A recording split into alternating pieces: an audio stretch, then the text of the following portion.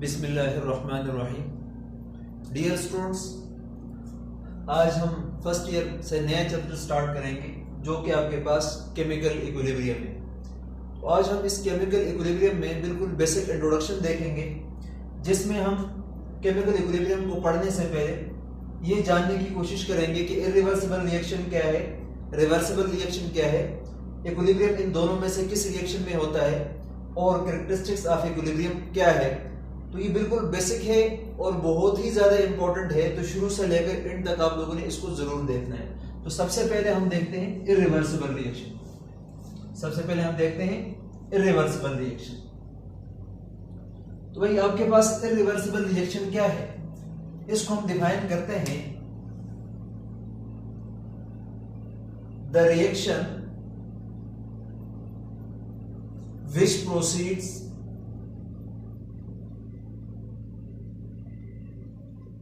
only in one direction।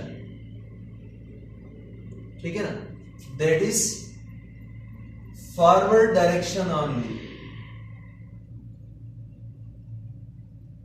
एक ऐसा reaction जो सिर्फ एक ही डायरेक्शन में प्रोसीड करे, मतलब सिर्फ रिएक्टेंट से प्रोडक्ट बनाए लेकिन प्रोडक्ट वापस रिएक्टेंट ना बनाए, तो इसको हम क्या बोलते हैं, इरिवर्सिबल रिएक्शन बोलते हैं। फॉर एग्जांपल आपके पास कोई भी रिएक्टेंट है और ये रिएक्टेंट आपके पास किस में कन्वर्ट हो जाते हैं, प्रोडक्ट में कन्वर्ट हो जाते हैं, ठीक है ना।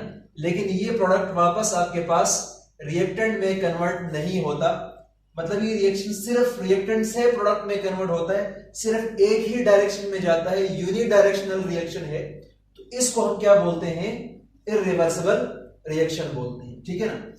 अब ये रिएक्शन आपके पास इरिवर्सिबल क्यों होते हैं, तो ये डिपेंड करता है nature of the product, stability of the product पे। अगर आपके पास कोई भी रिएक्शन क्यों होता है, अगर आपके पास रिएक्टेंट अनस्टेबल है तो वो रिएक्शन करके प्रोडक्ट बनाते हैं, अगर आपके पास प्रोडक्ट ज्यादा स्टेबल है तो वो वापस आपके पास रिएक्टेंट नहीं बनाएगा। तो इस तरह का रिएक्शन जिसमें रिएक्टेंट प्रोडक्ट बनाए पर प्रोडक्ट वापस रिएक्टेंट ना बना पाए, तो इसको हम क्या बोलते हैं, इरिवर्सिबल रिएक्शन बोलते हैं, ठीक है ना। और ये जो आपके पास इरिवर्सिबल रिएक्शन है ना, इन दिस रिएक्शन, या हम सिंपली ये कह सकते हैं this reaction goes to completion,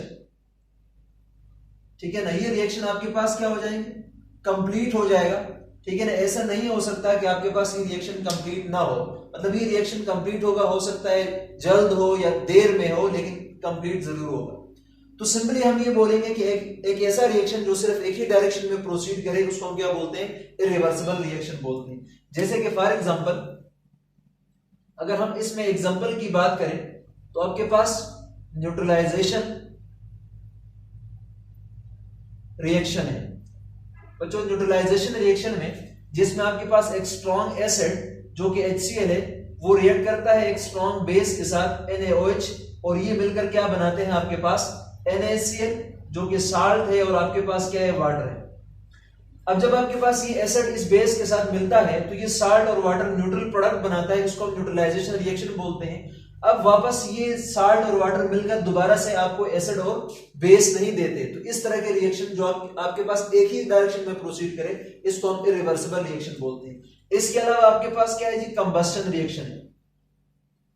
तो जितने भी आपके पास कंबस्टन रिएक्शन है वो भी आपके पास क्या है, इरिवर्सिबल है। जैसे मैं कहता हूं कि कोई भी आपके पास ऑर्गेनिक कंपाउंड है, कोई भी ऑर्गेनिक कंपाउंड है, जब आप इसको ऑक्सीजन के साथ रिएक्ट करते हो, मतलब जलाते हो, कंबस्टन करते हो इसकी, तो आपको क्या मिलता है, आपको मिल जाता है CO2 मिलता है, प्लस आपको वाटर वेपर मिल जाते हैं, और प्लस साथ में हीट रिलीज होती है, ठीक है ना। अब आप लोग जब ऑर्गेनिक कंपाउंड को जलाते हो ऑक्सीजन की प्रेजेंस में, तो ये प्रोडक्ट आपको मिल जाता है, लेकिन इस हीट को, इन वाटर वेपर को और आपके पास कार्बन डाइऑक्साइड गैस को वापस से मिलाकर इसको नहीं बनाया जा सकता। तो इसका मतलब ये ऑर्गेनिक कंपाउंड जलकर ये तो बना लेता है, पर ये वापस ये चीज नहीं बना सकते। तो इस तरह के रिएक्शंस जिसमें रिएक्टेंट प्रोडक्ट में कन्वर्ट हो पर प्रोडक्ट वापस रिएक्टेंट में कन्वर्ट ना हो, इसको हम क्या बोलते हैं, इरिवर्सिबल रिएक्शन बोलते हैं। बच्चों याद रखिएगा, इस इरिवर्सिबल रिएक्शन की अगर हम बात करते हैं तो हम इसमें इक्विलिब्रियम को स्टडी नहीं करते, मतलब नो इक्विलिब्रियम। इस रिएक्शन में इक्विलिब्रियम नहीं होता, ठीक है ना, एन इरिवर्सिबल रिएक्शन, ये जो हम, ठीक है, इस रिएक्शन में आपके पास इरिवर्सिबल रिएक्शन में कोई इक्विलिब्रियम नहीं होता है, तो इस वजह से हम कहते हैं इक्विलिब्रियम को हम यहां पर स्टडी नहीं करेंगे। तो इसी वजह से हमने जो केमिकल इक्विलिब्रियम को स्टडी करना है तो हम इस चैप्टर में ये वाले रिएक्शन नहीं पढ़ेंगे। हम कौन सा रिएक्शन पढ़ेंगे? रिवर्सिबल रिएक्शन को पढ़ेंगे। तो रिवर्सिबल रिएक्शन में इक्विलिब्रियम होता है, ठीक है ना, और ये रिएक्शन आपके पास कंप्लीट होता है जिसमें रिएक्टेंट प्रोडक्ट बनाकर वापस प्रोडक्ट रिएक्टेंट नहीं बनाते। तो अब हम देखते हैं रिवर्सिबल रिएक्शन कि भाई आपके पास रिवर्सिबल रिएक्शंस क्या होते हैं। तो रिवर्सिबल रिएक्शन आपके पास ऐसा रिएक्शन है जिसमें रिएक्टेंट आपके पास प्रोडक्ट में कन्वर्ट होते हैं और प्रोडक्ट वापस फिर क्या बनाते हैं? रिएक्टेंट बनाते हैं। तो इस तरह के रिएक्शंस को हम क्या बोलेंगे? Reversible reaction. तो भाई आपके पास रिवर्सिबल रिएक्शन, ये रिवर्सिबल रिएक्शन क्या होते हैं? मतलब those reactions in which, या हम ये कह सकते हैं those reactions which proceeds in both direction, ऐसे रिएक्शंस जो दोनों डायरेक्शन में प्रोसीड करें। अब दोनों डायरेक्शन से क्या मुराद है? That is forward as well as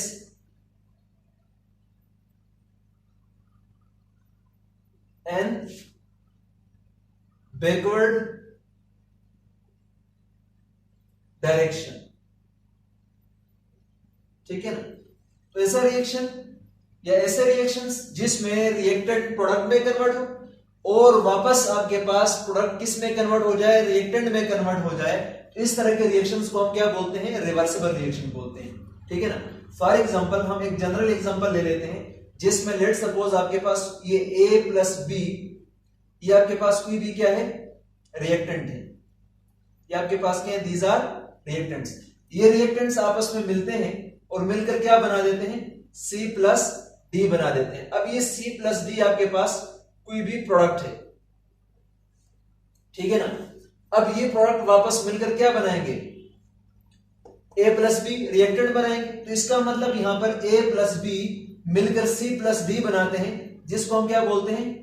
forward reaction बोलते हैं, जिसको हम क्या बोलते हैं? फॉरवर्ड रिएक्शन बोलते हैं। और ये C प्लस D वापस मिलकर क्या बनाते हैं? A प्लस बी रिएक्टेंट बनाते हैं। तो इसको हम क्या बोलते हैं? बैकवर्ड रिएक्शन बोलते हैं। क्या बोलते हैं? बैकवर्ड रिएक्शन बोलते हैं।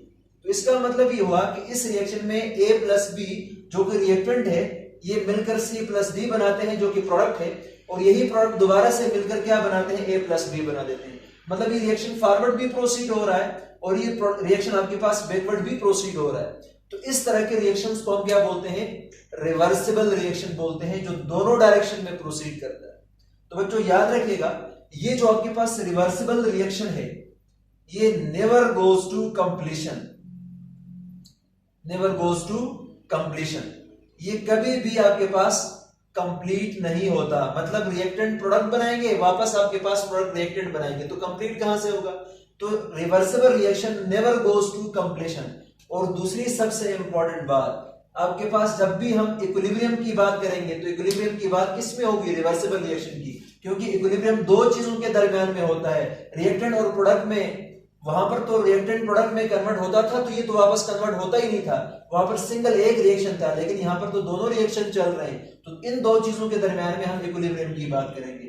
तो यहां पर आपके पास equilibrium takes place in reversible reaction, ठीक है ना। इक्विलिब्रियम आपके पास किस रिएक्शन में होगा? रिवर्सिबल रिएक्शन में होगा। तो इररिवर्सिबल रिएक्शन की केस में इक्विलिब्रियम नहीं होता है, क्योंकि वो कंप्लीट होता है। ये रिएक्शन आपके पास कंप्लीट नहीं होता, इसलिए इसके दरमियान इनमें क्या होता है? इक्विलिब्रियम होता है, ठीक है ना। अब ये इक्विलिब्रियम क्या है, इसको पहले हम डिफाइन करेंगे और इस केमिकल इक्विलिब्रियम को हम डायनेमिक इक्विलिब्रियम भी बोलते हैं। इसको हम डायनेमिक इक्विलिब्रियम क्यों बोलते हैं और इस इक्विलिब्रियम की कैरेक्टरिस्टिक्स क्या हैं, हम इसको पढ़ेंगे। तो अब हम डिफाइन करने जा रहे हैं केमिकल इक्विलिब्रियम को। इस केमिकल इक्विलिब्रियम को हम दो तरह से डिफाइन कर सकते हैं, ठीक है ना। केमिकल इक्विलिब्रियम बच्चों, आपके पास ये जो केमिकल इक्विलिब्रियम है ये क्या है, इसको हम डिफाइन कर लेते हैं। तो केमिकल इक्विलिब्रियम आपके पास अगर हम देख लेते हैं इस रिएक्शन को, जैसे आपके पास A प्लस बी है, ये बना लेते हैं मिलकर C प्लस डी, जो कि फॉरवर्ड रिएक्शन है, ठीक है ना। और इसको मैं FR लिख देता हूं, फॉरवर्ड रिएक्शन। और ये वापस C प्लस डी मिलकर आपको A प्लस बी वापस से बना देते हैं, तो इसको हम बोलते हैं बैकवर्ड रिएक्शन। मैंने BR लिख दिया। अब क्या होता है, अगर आप लोग देखें ना, इनिशियली जो आपके पास कंसंट्रेशन ऑफ रिएक्टेंट मतलब A plus B is maximum, ठीक है ना, ये ज्यादा होता है। इनिशियली आपके पास रिएक्शन अभी स्टार्ट नहीं हुआ है, तो A प्लस बी यही है और ये आपके पास क्या होता है, जीरो होता है। तो हम यहां पर बोलेंगे जो प्रोडक्ट है वो आपके पास initially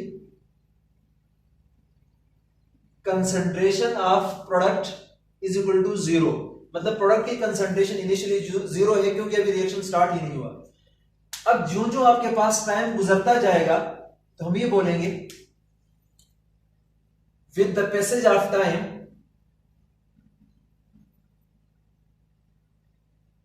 with the passage of time the concentration of reactant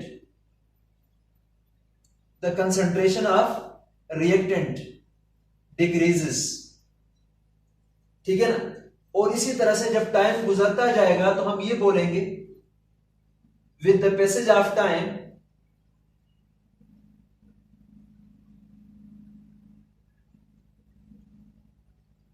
the concentration of product increases, जो प्रोडक्ट की कंसंट्रेशन है वो क्या हो जाएगी, इंक्रीज हो जाएगी, ठीक है ना।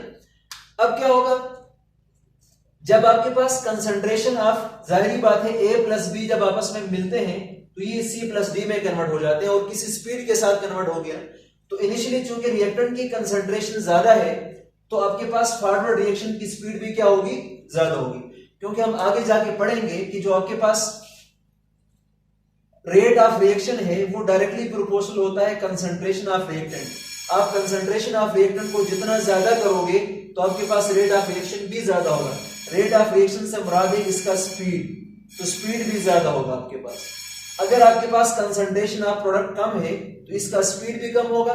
अगर आपके पास कंसंट्रेशन ऑफ रिएक्टेंट ज्यादा है तो इसका स्पीड या रेट भी क्या होगा, ज्यादा होगा।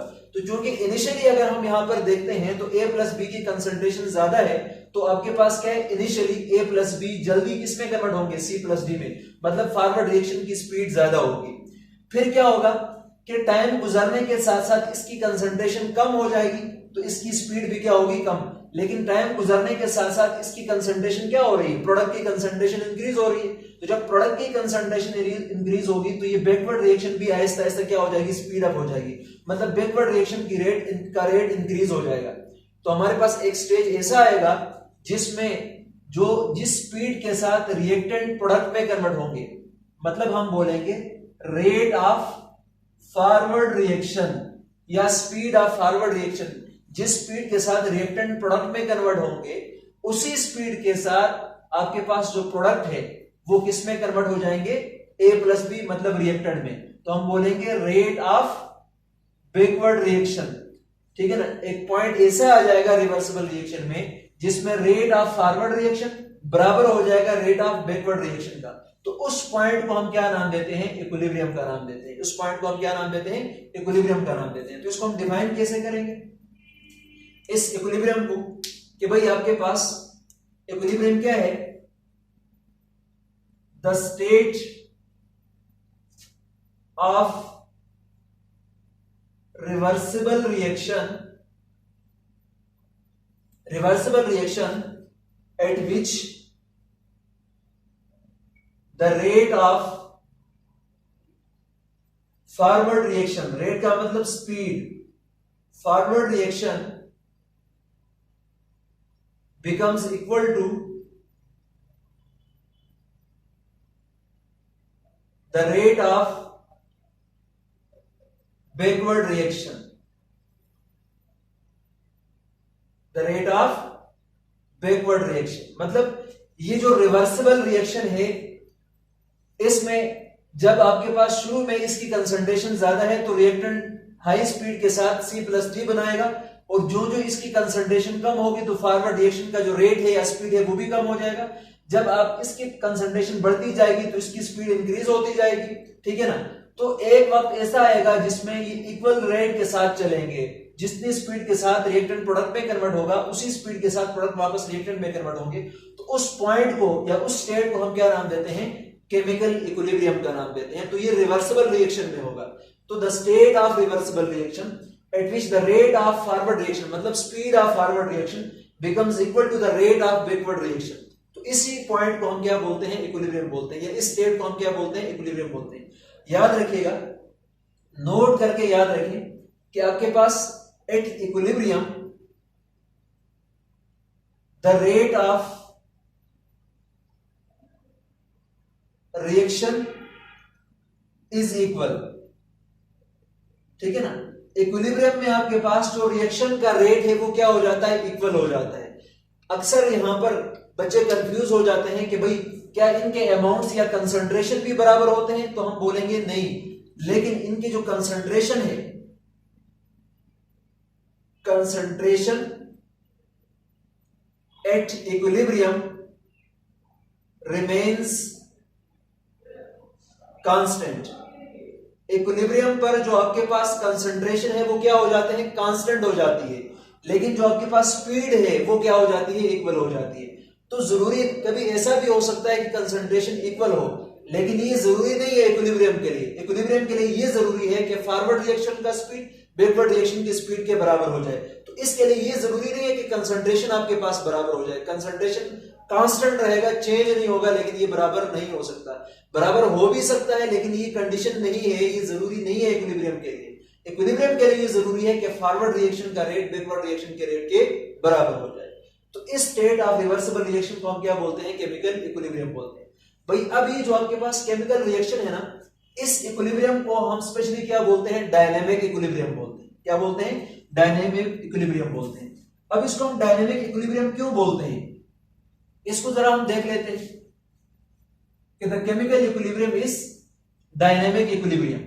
ये जो केमिकल इक्विलिब्रियम है हमारे पास, ये डायनेमिक इक्विलिब्रियम है, ठीक है। This equilibrium is dynamic equilibrium, ठीक है ना। अब ये आपके पास क्या है, डायनेमिक इक्विलिब्रियम। तो अगर आप लोग गौर से देखें, इसको समझने के लिए हम एक एग्जांपल लेते हैं। लेट सपोज आपके पास ये एक बीकर है, ठीक है ना, जिसमें आपके पास ये वाटर पड़ा हुआ है, और आप क्या करते हैं कि इस बीकर में आप लोग बाहर से पाइप लगाया हुआ है, और इस बीकर में आप लोग क्या करते हो, वाटर को एंटर करते हो, ठीक है ना। ये वाटर इसमें एंटर हो रहा है। इसी तरह से मैं अगर यहां पर पोर बना लूं इधर इस जगह पर, तो फॉर एग्जांपल अगर आप यहां पर एक ड्रॉप एंटर हो रहा है तो यहां पर एक ड्रॉप लीव भी कर रहा है, इधर दूसरा ड्रॉप एंटर हो रहा है तो यहां पर दूसरा ड्रॉप लीव भी कर रहा है, इधर तीसरा ड्रॉप तो यहां पर तीसरा ड्रॉप लीव भी कर रहा है, फिर चौथा ड्रॉप आ रहा है यहां से लीव कर रहा है। मतलब यहां पर मैं कह सकता हूं कि जिस स्पीड के साथ वाटर इस बीकर में एंटर होता है उसी स्पीड के साथ ये वाटर यहां से निकलता भी है। तो मतलब मैं ये कह सकता हूं कि रेट ऑफ एंटरिंग, जिस स्पीड के साथ आपके पास वाटर एंटर होता है ऑफ H2O, ये आपके पास बराबर होता है किसका, रेट ऑफ लीविंग का। मतलब जिस स्पीड के साथ वाटर इस बीकर में एंटर होता है उसी स्पीड के साथ अगर ये लीव कर जाए, मतलब ये दोनों आपस में क्या हो जाए, इक्वल हो जाए। अब जब इक्वल हो जाए तो आप देखेंगे, आप ऐसा ऑब्जर्व करेंगे कि इसमें कोई चेंज नहीं आता, मतलब वॉल्यूम आपके पास यहीं पे रहेगा। क्योंकि जाहिर बात है जितना ये एंटर हो रहा है उतना ये लीव भी कर रहा है, पर वॉल्यूम आपको कांस्टेंट नजर आता है, वॉल्यूम आपको रुका हुआ नजर आता है। अब इसको हम इक्विलिब्रियम बोलते हैं और स्पेशली इसको डायनामिक इक्विलिब्रियम कहा जाता है, क्योंकि यहां पर दिखाई ऐसा देता है कि भाई यहां पर तो कोई चेंज ही नहीं आ रहा, ठीक है ना, यहां पर रिएक्शन चल ही नहीं रहा, यहां पर प्रोसेस चल ही नहीं रहा। लेकिन अगर आप लोग गौर से देखें तो प्रोसेस तो चल रहा है, वाटर इसमें एंटर हो रहा है और इसी स्पीड के साथ वाटर यहां पर लीव भी कर रहा है। मान लो इसको मैं फॉरवर्ड रिएक्शन बोलता हूं और इसको मैं क्या बोलता हूं, बैकवर्ड रिएक्शन बोलता हूं। तो ये रिएक्शन तो चल रहे हैं दोनों, पर हम ऑब्जर्व इसको नहीं कर पाते। तो इसी तरह से रेट ऑफ फॉरवर्ड रिएक्शन जब रेट ऑफ बैकवर्ड रिएक्शन के बराबर होता है तो हम कोई ऑब्जर्वेबल चेंज हमें नजर नहीं आती है, क्योंकि यहां पर आपके पास जो ऑब्जर्वेबल प्रॉपर्टीज हैं, जैसे कि यहां पर इस केस में आपके पास वॉल्यूम है, वो क्या हो जाता है, कांस्टेंट होता है, चेंज नहीं होता। तो कांस्टेंट क्या होती है, वो चीज जो टाइम के साथ चेंज ना हो उसको हम कांस्टेंट बोलते हैं, ठीक है ना। तो वॉल्यूम आपके पास यहीं पे रहेगा, हमें ऐसे दिखाई देता है कि ये तो स्टेशनरी है, पर हकीकत में ये तो चल रहा है ये रिएक्शन।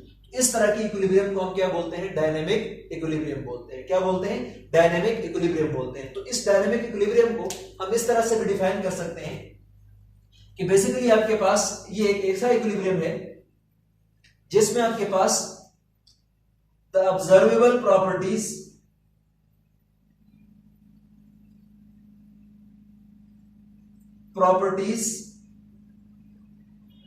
अब ऑब्जर्वेबल प्रॉपर्टीज क्या है, लाइक टेम्परेचर, लाइक प्रेशर, ठीक है ना, like concentration, like volume, that is volume, ठीक है ना, that is temperature, that is pressure, ठीक है, दैट इज कंसंट्रेशन, ठीक है, रिमेन्स कांस्टेंट। ये सारे क्या हो जाते हैं, कांस्टेंट हो जाते हैं। तो रिवर्सिबल रिएक्शन में इक्विलिब्रियम आपके पास एक ऐसा स्टेट है जिसमें जितने भी ऑब्जर्वेबल प्रॉपर्टीज हैं, जितने भी मेजरेबल प्रॉपर्टीज हैं, वो सारे क्या हो जाते हैं, कांस्टेंट हो जाते हैं। जैसे अगर वॉल्यूम है, इस केस में आप लोग देखें ना, वॉल्यूम क्या है आपके पास, ऑब्जर्वेबल प्रॉपर्टी, इसको मेजर कर सकते हैं। तो ये वॉल्यूम ऐसा दिखाई देता है कि इसमें कोई चेंज नहीं आता, क्योंकि वॉल्यूम कांस्टेंट रहता है। लेकिन अगर ये रेट बराबर ना होते तो फिर तो या वॉल्यूम इंक्रीज होता या डिक्रीज होता, पर चूंकि रेट ऑफ एंट्रिंग और रेट ऑफ लीविंग चूंकि दोनों बराबर है तो वॉल्यूम अपनी जगह पे फिक्स रहता है, वॉल्यूम कांस्टेंट रहता है। इसका मतलब वॉल्यूम जो कि ऑब्जर्वेबल प्रॉपर्टी है, इसमें कोई चेंज नहीं आता। इसी तरह से कलर में भी कोई चेंज नहीं आता, कंसंट्रेशन में भी कोई चेंज नहीं आता, टेम्परेचर में भी कोई चेंज नहीं आता। तो केमिकल इक्विलिब्रियम को हम दूसरे सेंस में इस तरह से भी डिफाइन कर सकते हैं कि ये एक ऐसा स्टेट है जिसमें जितने भी मेजरेबल प्रॉपर्टीज हैं, लाइक आपके पास वॉल्यूम है जो कि अभी हमने देखा, लाइक टेम्परेचर, प्रेशर, कंसंट्रेशन, ये सारे क्या रहते हैं, कांस्टेंट रहते हैं। तो इस स्टेट ऑफ केमिकल रिएक्शन को हम क्या बोलते हैं, केमिकल इक्विलिब्रियम बोलते हैं। और केमिकल इक्विलिब्रियम आपके पास बेसिकली डायनामिक इक्विलिब्रियम है, क्योंकि यहाँ पर प्रोसेस चल रहे होते हैं, फॉरवर्ड रिएक्शन और बैकवर्ड रिएक्शन, लेकिन हम इसको ऑब्जर्व नहीं कर पाते, ऑब्जर्वेबल चेंज नहीं होता, ऑब्जर्वेबल प्रॉपर्टीज क्या रहती हैं, कांस्टेंट रहती है। इस वजह से इसको हम क्या बोलते हैं, केमिकल इक्विलिब्रियम या डायनामिक इक्विलिब्रियम का नाम देते हैं। अब बच्चों हम देखते हैं नेक्स्ट इसकी प्रॉपर्टीज या कैरेक्टरिस्टिक्स ऑफ इक्विलिब्रियम। नेक्स्ट आपके पास क्या है, characteristics of equilibrium.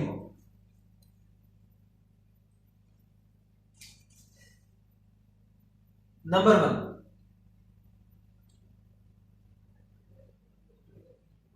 Characteristics of equilibrium. Number 1, आपके पास equilibrium should takes place in close container, ठीक है ना। इक्विलिब्रियम आपके पास कहां पर होगा बच्चों, आपके पास क्लोज कंटेनर में। जैसे कि फॉर एग्जांपल आपके पास कैल्शियम कार्बोनेट है जो कि सॉलिड है, ठीक है। इसको जब हम डिकम्पोज करते हैं तो ये बना देता है सी कैल्शियम ऑक्साइड बना देता है और प्लस कार्बन डाइऑक्साइड बना देता है जो कि आपके पास गैस है, ठीक है ना। अब अगर फॉर एग्जांपल, और ये रिएक्शन आपके पास रिवर्सिबल रिएक्शन है, ये रिएक्शन आपके पास क्या है, रिवर्सिबल है। लेकिन अगर इस रिएक्शन को हम ओपन कंटेनर में परफॉर्म करते हैं, जैसे आपके पास यहां पर हमने ले लिया CaCO3 और इसको हमने डिकम्पोज किया, तो ये क्या बना लेगा, CaO बना लेगा। ये तो सॉलिड है, ये तो इवेपोरेट नहीं कर सकता, पर साथ में आपके पास क्या बनता है, CO2 बनता है। अगर ये कंटेनर आपके पास ओपन है तो कार्बन डाइऑक्साइड तो यहां से लीव करके चला जाएगा। तो जब कार्बन डाइऑक्साइड चला जाएगा तो पीछे कैल्शियम ऑक्साइड किसके साथ रिएक्ट करेगा। इसका मतलब यह है कि इस केस में रिवर्सिबल रिएक्शन पॉसिबल नहीं है, इस केस में इक्विलिब्रियम पॉसिबल नहीं है। अब अगर इसी रिएक्शन को हम एक क्लोज कंटेनर में करते हैं जिसको हमने क्लोज किया हुआ है, और इधर फिर हम कैल्शियम कार्बोनेट को डिकम्पोज करके इससे हम बना लेते हैं कैल्शियम ऑक्साइड और प्लस कार्बन डाइऑक्साइड बनाते हैं। अभी कार्बन डाइऑक्साइड जाएगा तो फिर आपके पास क्या आएगा, वापस आएगा और इस कैल्शियम ऑक्साइड के साथ रिएक्ट करके क्या बना लेगा, CaCO3 बना लेगा। मतलब ये कि एक इक्विलिब्रियम को अचीव करने के लिए, रिवर्सिबल रिएक्शन के अंदर इक्विलिब्रियम आ जाए, इसके लिए हमें कंटेनर को क्या लेना पड़ेगा, क्लोज लेना पड़ेगा। तो क्लोज कंटेनर केमिकल इक्विलिब्रियम के लिए रिवर्सिबल रिएक्शन में जरूरी होता है। अच्छा बच्चों याद रखिएगा कि जो आपके पास केमिकल इक्विलिब्रियम है ना, इसमें आपके पास कंसंट्रेशन ऑफ रिएक्टेंट टाइम के साथ डिक्रीज होता है और कंसंट्रेशन ऑफ प्रोडक्ट आपके पास टाइम के साथ इंक्रीज होता है। या दूसरे अल्फाज में हम एक और चीज पहले देखते हैं, नंबर 2, जो आपके पास रेट ऑफ रिएक्शन है, अगर हम इनिशियली देखते हैं तो रेट ऑफ फॉरवर्ड रिएक्शन, ठीक है ना, इज हाई, वो ज्यादा होता है। अगर इनिशियली देखा जाए तो आपके पास फॉरवर्ड रिएक्शन का रेट ज्यादा होता है, लेकिन with the passage of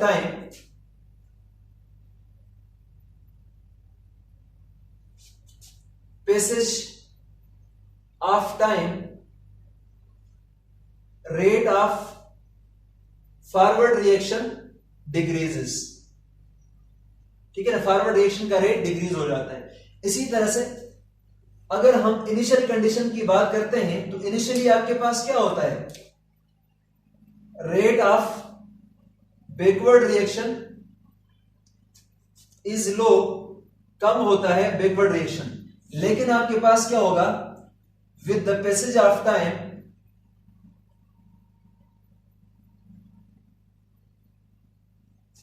rate of backward reaction increases, ठीक है ना। और हमारे पास एक पॉइंट ऐसा आ जाता है जिसमें rate of forward reaction rate of backward reaction के बराबर आता है, तो उसी को हम क्या नाम देते हैं, इक्विलिब्रियम का नाम देते हैं, ठीक है ना। अब इसको समझने के लिए हम एक ग्राफ बना लेते हैं जो कि आपके पास टाइम और आपके पास रेट के दरमियान में या स्पीड के दरमियान में हमने बनाना है। अब इस डायरेक्शन में रेट इंक्रीज होता है और इस डायरेक्शन में टाइम आपके पास इंक्रीज होता है। अब अगर हम देखते हैं तो चूंकि जब टाइम 0 हो तो हमने कहा है कि इनिशियली रिएक्टेंट की कंसंट्रेशन ज्यादा है, जिसकी वजह से आपके पास फॉरवर्ड रिएक्शन की रेट भी ज्यादा है, क्योंकि जितने रिएक्टेंट ज्यादा होंगे, कोलिजन ज्यादा होगी, तो आपके पास फास्टली ये प्रोडक्ट में कन्वर्ट होगा। लेकिन जो टाइम गुजरता जाएगा, हमें पता है रिएक्टेंट की कंसंट्रेशन डिक्रीज होती जाएगी, तो रेट भी क्या होगा, साथ में डिक्रीज होगा। अभी मैंने आपको कहा था कि रेट ऑफ रिएक्शन आपके पास प्रोपोर्शनल होता है कंसंट्रेशन ऑफ रिएक्टेंट के। तो टाइम गुजरने के साथ साथ कंसंट्रेशन ऑफ रिएक्टेंट कम हो जाए तो इसका स्पीड भी क्या हो जाता है, कम हो जाता है। फिर इसी तरह से टाइम गुजरने के साथ साथ प्रोडक्ट की कंसंट्रेशन इंक्रीज हो जाती है और जाके एक पॉइंट पर ही दोनों आपके पास क्या हो जाते हैं, कांस्टेंट हो जाते हैं। अब ये वो पॉइंट है ना जहां पर आपके पास रिएक्टेंट की कंसंट्रेशन और प्रोडक्ट की कंसंट्रेशन आपके पास क्या है, कांस्टेंट हो गई है।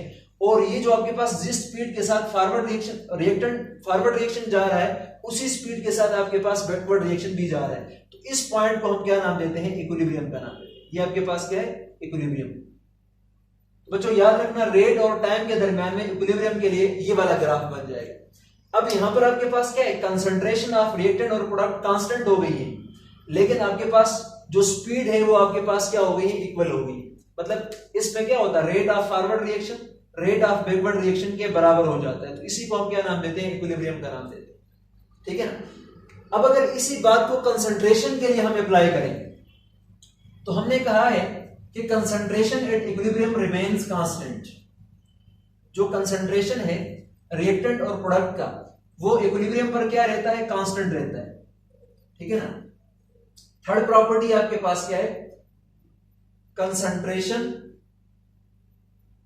Of reactant and product at equilibrium remains constant.